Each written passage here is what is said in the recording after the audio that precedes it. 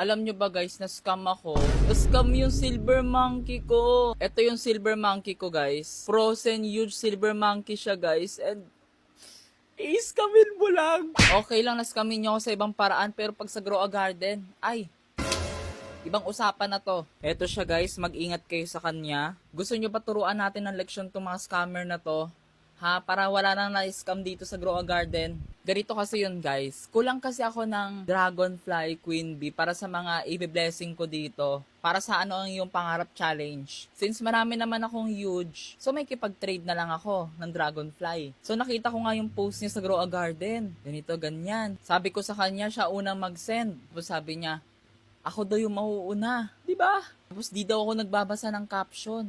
Eh di sorry boss ha. So ito na nga. So ang iti-trade ko nyon is yung huge dog ko. Tapos trade sa dalawang dragonfly. May video pa ako nun. Ito binidyoan ko pa yon ha. Binidyoan ko pa yung trade namin. Ito yung Roblox niya guys. Tapos so ako yung una nag-gift. Tapos sinend niya yung isang dragonfly. Tapos parang ayaw pa isend yung isang dragonfly. Sabi ko, yung isa boss, syempre tapos na. So tinigil ko na mag-video.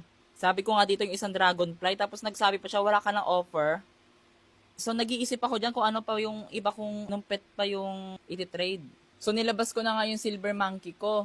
Tapos, ang offer namin dun is 1 queen bee at 1 dragonfly. Siyempre, ako, since successful naman yung first trade, so may tiwala na ako. Tapos, pagka-send ko ng silver monkey ko, nagtanong ulit siya, ano ulit offer, boss?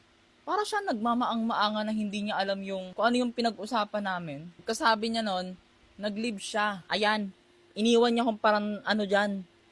Ano, di ba?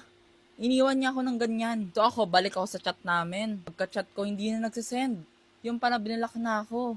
Pati sa rollbox, binilak niya din ako. Tapos pinost niya pa. Pagka-post niya, nandun na yung silver monkey ko. Ayan. Ibibigay niya sa iba. Tapos nag-post pa siya ng putol na video na binabaliktad niya ako. Tapos yung pagka-post ko sa kanya, marami na rin pala siyang na-scam. Mga nabasa akong comment na siya din daw yung kausap nila. Tapos nalaman ko din kung saan siya nag-aaral. Malapit lang pala yun. Malapit lang pala yung Muntinlupa. Puntahan ba natin guys? Comment kayo.